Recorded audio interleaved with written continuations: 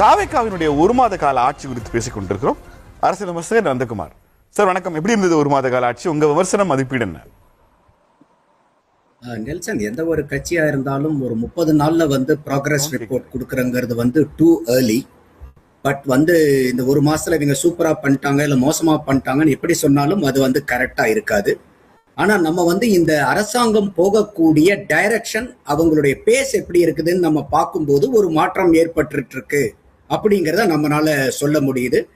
10ஆம் தேதி முதலமைச்சர் பதவி ஏற்கிறாரு 10 அமைச்சர்களோட. மறுபடியும் 22ஆம் தேதி அமைச்சரவை விரிவாக்கம் செய்யப்படுது. 22ஆம் 35 அமைச்சர்களும் நிறைவுடுறாங்க. அதுல இருந்து பார்க்கும்போது இன்னைக்கு 20 நாள்கள் கம்ப்ளீட் ஆயிருக்கு. இந்த அரசாங்கம் ஆரம்பத்திலேயே பாத்தீங்கன்னாக்கா தமிழகத்துல நம்ம சமூக நீதினு சொல்லிக்கிட்டு இருந்தோம்னாலும் அதிகார பகிர்வுங்கிறது ஒரு சமூக நீதியினுடைய அடிப்படை கூறு அப்படிங்கிறத நம்ம எந்த இடத்துலயுமே கடந்த பல சதாப்தங்களாக பார்க்கல. இப்ப ஐயா ராஜாஜி அவர்கள் அமைச்சதுக்கு அப்புறம் இன்னைக்கு ஒரு கூட்டணி ஆட்சியா இன்னைக்கு தமிழகத்துல ஒரு பெரிய மாற்றத்தை கொண்டு வந்திருக்காங்க. அதோட 8 SC அமைச்சர்கள் பெருமக்கள் இன்னைக்கு பதவியேற்றிருக்காங்க. 2 பிராமணர் சமுதாயத்தை சேர்ந்தவங்களும் பதவியேற்றிருக்காங்க. கன்சிடரபிள் நம்பர் ஆஃப் மைனாரிட்டிஸும் இருக்காங்க. இப்ப மகளிரும் ஒரு 4 பேர்த்துக்கு இருக்கும்போது ஒரு இன்க்ளூசிவ் பாலிடிக்ஸ் அப்படிங்கிறத ஒரு நிலைநிறுத்தி இருக்காங்கன்னு நம்மளால கண்கூட பார்க்க முடியுது. அதே மாதிரி இன்னைக்கு அமைச்சரவையில இளைஞர்களுக்கான வாய்ப்பு இருக்கக்கூடிய 35 அமைச்சர்கள்ல 12 அமைச்சர்கள் 40 வயசுக்கு உட்பட்டவர்கள். 34% அமைச்சரவை இன்னைக்கு இளைஞர்கள்னால அலங்கரிக்கப்பட்டு இருக்கு. ஸோ இது ஒரு பெரிய மாற்றத்துக்கு உண்டான முதல் படியா நான் பார்க்குறேன். அடுத்தது அவங்க இன்னைக்கு சமீப காலமாக நடந்துகிட்டு வரதை பார்க்கும்போது அவர் பதவியேற்ற அன்னைக்கே 3 கோப்புல கையெழுத்து போடுறாரு. ஒன்று 200 யூனிட் ஃப்ரீ கரண்ட், 2வது போதைப் பொருள் தடுப்பு குழுவை அமைக்கிறாங்க. அதே மாதிரி சிங்கப்பெண் படையும் அமைக்கிறாங்க. அடுத்தது 717 கடையை டாஸ்மாக க்ளோஷர் சொல்லியிருந்தாங்க. இப்ப கூட நீங்க கேள்வி கேட்டிருந்தீங்க எங்க க்ளோஸ் பண்ணியிருக்காங்க அப்படின்னு. ஜூன் 5ஆம் தேதி ஹிந்து நாளேட்ல பாத்தீங்கன்னாவே அவங்க ரீஜன் வாரியா அதை டேட்டா கொடுத்துருக்காங்க. மதுரையில 290 டாஸ்மாக், கோயம்புத்தூர் ரீஜன்ல 179, சென்னையில 82, சேலத்துல 82, திருச்சியில 84, ஆக மொத்தம் தமிழ்நாட்டுல 717 கடைகள் இந்த டாஸ்மாக மூட வச்சிருக்காங்க.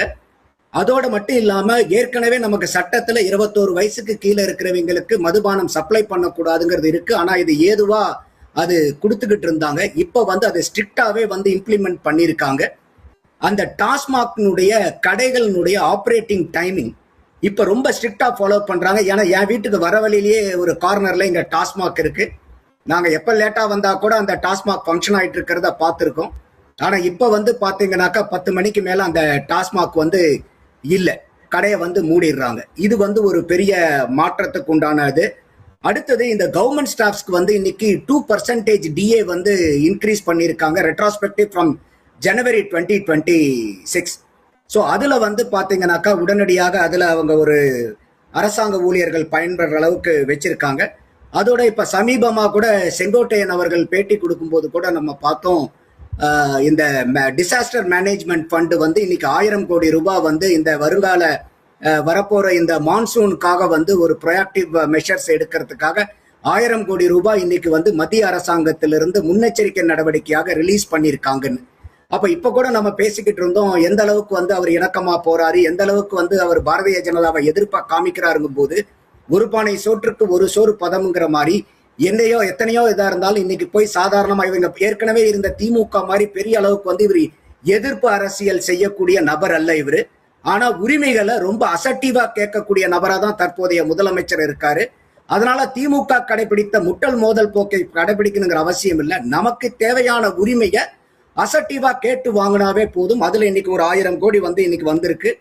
போக்குவரத்து இன்னைக்கு பெரிய பிரச்சனை வீக்கெண்ட்ல இருக்குதுங்கிறனால இன்னைக்கு வீக்கெண்ட்ல 835 சிறப்பு பஸ்கள் வித் ரிசர்வேஷன் ஃபெசிலிட்டியோட சென்னையிலிருந்து பெருநகரங்கள்ல இருந்து போக்குவரத்துக்காக வெள்ளிக்கிழமை, சனிக்கிழமை, ஞாயிற்றுக்கிழமை யூஸ் பண்றதுக்கு பொதுமக்கள் ஏதுவா போயிட்டு வர்றதுக்கு அந்த வீக்கெண்ட் பஸ்ஸை இன்னைக்கு அவங்க கொண்டு வந்திருக்காங்க.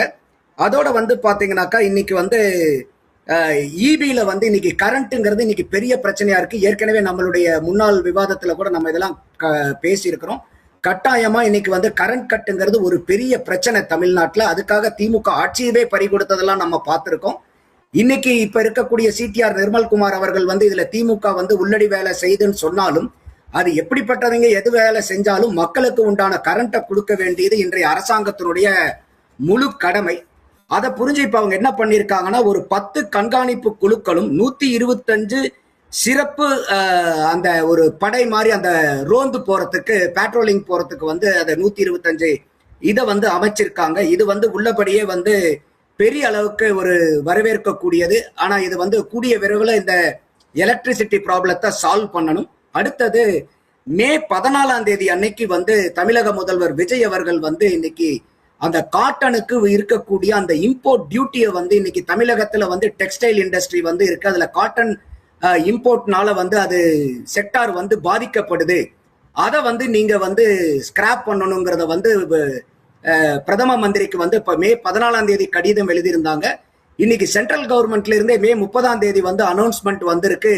அடுத்த தற்காலிகமாக அக்டோபர் 31 வரைக்கும் இந்த காட்டனுக்கு உண்டான இந்த இம்போர்ட் டியூட்டியை வந்து நாம ஃபுல்லா வந்து நிறுத்தி வைக்கிறோம்ங்கிறத போட்டிருக்காங்க. இதுவும் வந்து பாத்தீங்கன்னாக்கா நம்ம மாநிலத்துக்காக ஒரு முதலமைச்சரா எந்த விதமான சண்டையும் முட்டல் மோதல் மூலியமாவே அவர் திருப்திப்படுத்தி இருக்குல்ல.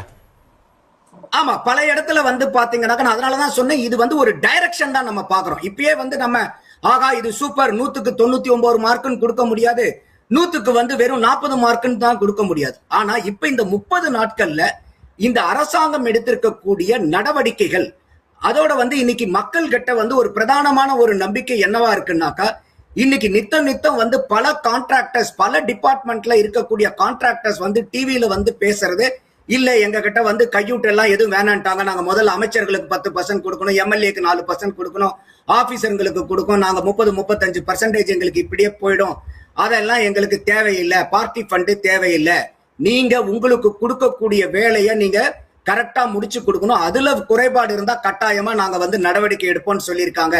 இது உள்ளபடியே எங்களுக்கு மகிழ்ச்சி அடையுதுன்னு சொல்லிட்டு ஒவ்வொரு டிபார்ட்மெண்ட்ல இருக்கக்கூடிய கான்ட்ராக்டர்ஸும் வந்து சொல்லும் போது இது ஒரு நல்ல மாற்றத்தை நோக்கி இந்த தாவேகாவுடைய அரசாங்கம் பயணிச்சுக்கிட்டு இருக்குங்கிறது என்னுடைய பார்வை. நெல்சன் நந்தகுமார் சார், ஒன்ன திருத்திக்கணும், ஒன்ன சரி பண்ணணும், என்ன பண்ணலாம்? ஒண்ணு வந்து பாத்தீங்கன்னாக்கா, இப்ப வந்து ஊழல்வாதத்தை தீவிரவாதத்துக்கு சமமா பண்ணி அந்த ஊழலை ஒழிக்கணுங்கிறதுல பெரிய முயற்சி எடுத்துட்டு இருக்காங்க, அதுக்கு பாராட்டுக்கள். ரெண்டாவது வந்து பாத்தீங்கன்னாக்கா, அவங்க போன தடவை அந்த மைன்ஸ்ல வந்து ஒன் டைம் ரெகுலரேஷன் பாலிசின்னு சொல்லிட்டு டிஎம்கே பீரியட்ல முறை தவறுனவங்க எல்லாருமே ஃபைனை கட்டிட்டு அவங்க வந்து வெளியே வந்துக்கலாங்கிற மாதிரி சொன்னாங்க. அதை கட்டாயமா இந்த அரசாங்கம் சீர்தூக்கி பார்த்து அதை கேன்சல் பண்ணி முறை தவறுன அத்தனை பேருக்கு மேலையும் சட்டப்பூர்வம் நடவடிக்கை எடுக்கணும்.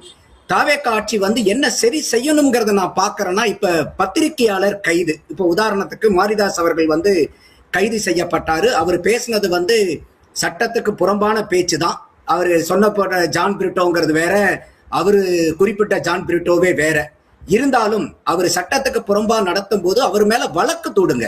ஆனா ஒரு இந்த மாதிரி இருக்கக்கூடிய நபர்களை, பத்திரிகையாளரை, யூடியூப்ல இருக்கிறவங்க, மீடியால இருக்கிறவங்க வந்து தகவலை வந்து பொதுமக்களுக்கு கொண்டு போய் சேர்த்துறவங்க, அவங்க தவறு செஞ்சாங்கன்னா வழக்கு போட்டு கோர்ட்டுக்கு இழுக்கலாம். ஆனா கைது நடவடிக்கைங்கிறது வந்து தேவையில்லாதது, அதை அவங்க வந்து அவாய்ட் பண்ணணும். ஏன்னா இன்னைக்கு கைது பண்ணாலும் இன்னைக்கு மாரிதாஸ் அவர்கள் பெயில்ல வெளியிருக்காரு. அப்ப இந்த மாதிரி நடவடிக்கைகள் வந்து தேவையற்ற நடவடிக்கைகள். இந்த மாதிரி பத்திரிகையாளர்கள் வந்து அரசாங்கத்துல நடக்கக்கூடிய குறைபாடுகளை சுட்டி காட்டக்கூடிய நபர்களா இருக்கும்போது அவங்க வந்து உங்களுக்கு ஒரு அலாரம் பெல் அடிக்கிறவங்களா நீங்க அதை பயன்படுத்திக்கலாம். ஆனா அவர் மாரிதாஸ் அவர்களும் ஓவர் ஸ்டெப்டு, அது உண்மையே தெரியாம அந்த வீடியோவை பதிஞ்சிருக்காரு. அதுக்கு சட்டப்பூர்வமா நடவடிக்கை எடுங்க, நான் வேண்டான்னு சொல்லல. ஆனா இந்த மாதிரி கைது நடவடிக்கைங்கிறத வந்து இனிமேல் வந்து தாவேகா அரசாங்கம் வந்து அதை தவிர்க்கணும்னு நான் பாக்குறேன்.